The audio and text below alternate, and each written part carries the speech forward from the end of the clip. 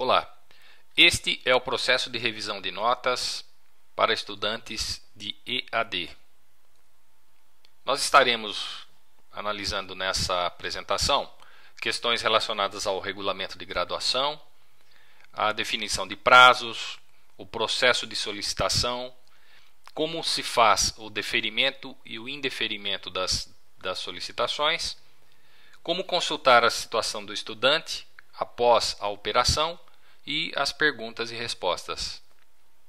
Então, como previsto no regulamento acadêmico, em 30 dias, se não houver manifestação com relação ao lançamento das médias no SIGA, no sistema acadêmico, as mesmas serão consideradas definitivas, a não ser que ocorra algum erro pela unidade, pelo polo ou pelo próprio docente.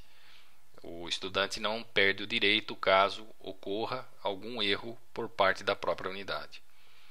A solicitação do estudante, no entanto, ela deve ser realizada até 5 dias após a sua divulgação. Lembrando que essas notas elas são divulgadas no SIGA imediatamente na ocorrência do lançamento de médias finais por parte do professor e, no caso do sistema de ensino à distância, pela informação e importação das notas fornecidas pela própria coordenação. O estudante pode ter um processo de nova revisão, caso ele não considere satisfatório. E o próprio regulamento de graduação prevê abusos dos estudantes que, inclusive, podem gerar repreensões, e nesse caso nós recomendamos a leitura do próprio regulamento de graduação para que se tenha uma noção do significado disso. Com relação ao prazo de erratas, então o conceito errata no SIGA corresponde ao período de mudança de notas por parte dos docentes ou por parte da própria coordenadoria de curso de EAD. Nós temos basicamente um período de erratas que é definido por seu início e término, que podem ser definidos na unidade de ensino ou no próprio polo. Esse período ele pode ou não também coincidir com o período de matrículas, lembrando que as erratas interferem no histórico do estudante, consequentemente interferem no processo de matrícula. O lançamento ou a definição das erratas, do prazo de erratas, é de responsabilidade do próprio polo. Existe um menu chamado fechamento, fechamento de período, período de lançamento, onde nesse menu é possível definir a data inicial e a data final de lançamento das erratas, que nesse caso foi considerado então do dia 31 de dezembro até o dia 13 de fevereiro nesta unidade. Lembrando que este período ele segue o calendário acadêmico, mas nós acreditamos que a própria coordenadoria de curso de EAD deverá definir um calendário acadêmico igual ou similar em todas as unidades, por conta da sincronização necessária para o fechamento do período e também para o lançamento das notas. A partir de então, uma vez definido o prazo válido para o processo de revisão, que considera dentro do SIGA o prazo de erratas, fica aberto ao estudante a possibilidade do mesmo realizar ou iniciar processos de revisão através da sua própria interface.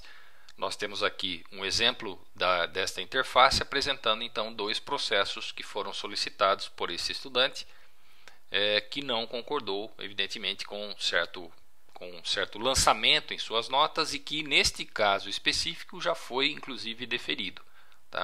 Então os estudantes têm a possibilidade de solicitar revisões em todas as disciplinas em que o mesmo foi matriculado no semestre anterior. Cabe então, em seguida, à própria coordenadoria do curso de EAD realizar o processo de revisão dessas solicitações. Para isso, no próprio menu de gestão EAD do SIGA, encontra-se um item de gestão de revisão de notas e revisão de notas, no qual é possível ingressar na interface de revisão. Para cada uma das solicitações nesta interface, é possível então a realização do processo de deferimento ou indeferimento. Vejamos isso no próprio SIGA.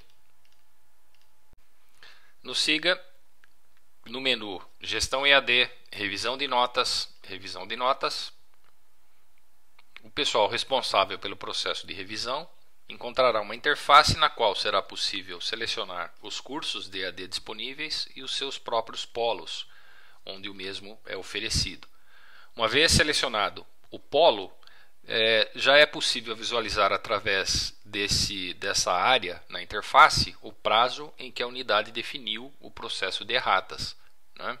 Lembrando os detalhes regulamentais de 30 dias após a definição, né? 5 dias para o usuário, para o aluno ingressar com o seu processo, enfim. Então é possível visualizar os prazos. Então nós também podemos observar que diversos polos têm prazos distintos, né? Então isso aqui é uma situação que precisa ser equalizada. Nesse grid é possível visualizar então as solicitações, né? O curso, o turno, professor responsável por aquela ministração, lembrando que aqui é o professor mediador online, o usuário do aluno, o próprio estudante, a situação desse estudante atualmente no sistema, ou seja, então essa estudante nesta disciplina encontra-se reprovada por nota, o pedido realizado pela estudante, ou seja, então o posicionamento do cursor sobre este ícone de pedido apresenta o texto, né, ou a justificativa solicitada por esse estudante para o processo de revisão. O status deste pedido aberto, então, significa que o pedido ainda não foi avaliado pela própria coordenação. A média deste estudante no histórico escolar e as operações de deferimento e indeferimento. Vejamos então um pouco mais a respeito dessas operações de deferimento e indeferimento. A operação de deferimento, ela consiste numa anotação de uma nova média para o estudante. Uma interface no sistema ela é aberta. A partir do pressionamento deste botão lápis, né, desse botão alterar, que considera-se no SIGA que é o botão editar, é possível então que se realize o lançamento de uma nova média, e também existe aqui um campo para justificativa do professor com relação o porquê, né, o porquê foi acatado essa decisão, porque essa decisão foi tomada. Lembrando que essa justificativa ela é apresentada na interface do estudante. Então é muito importante que ela seja preenchida para que o estudante possa compreender como ocorreu o processo de revisão. Já o indeferimento, que é realizado a partir do pressionamento desse botão X, né, ele abre uma interface na qual é possível inserir um parecer. Um parecer a gente pode considerar como sendo uma razão pela qual o pedido do estudante foi indeferido.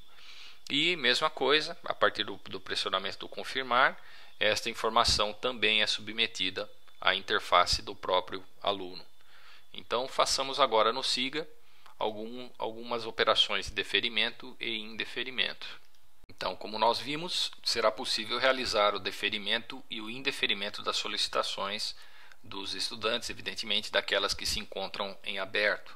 Então aqui nós temos dois casos. Então, por exemplo, realizando o indeferimento desta primeira solicitação, pressionaria-se o botão X, em seguida uma justificativa, por exemplo, a nota está correta. Na realização da confirmação, então veja que o status daquela solicitação passou para indeferido e esta informação foi transferida lá para a interface do aluno, que poderá consultar o estado desse processo. E, por outro lado, essa outra solicitação em aberta também poderá ser analisada. Agora, nesse caso, no deferimento, é possível verificar que a nota anterior era 7, aqui o pedido do aluno, digamos, né? Então, após a consulta às informações, evidentemente, de lançamento, chega-se à conclusão que a nota realmente estava errada, então a nota foi corrigida, né? Alguma coisa assim, né?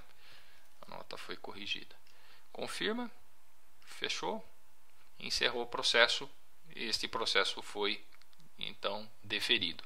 Lembrando que o deferimento e o indeferimento é informado na interface do próprio estudante.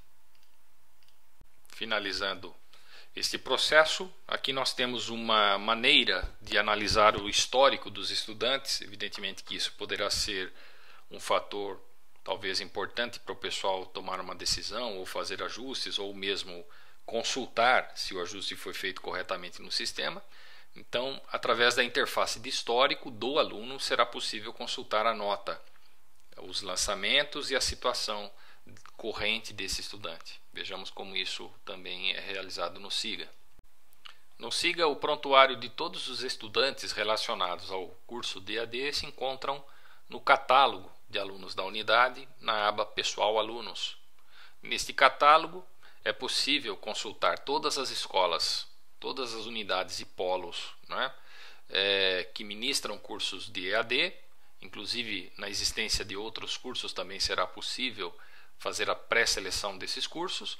E aqui nós encontramos então a estudante que realizou aquelas solicitações todas.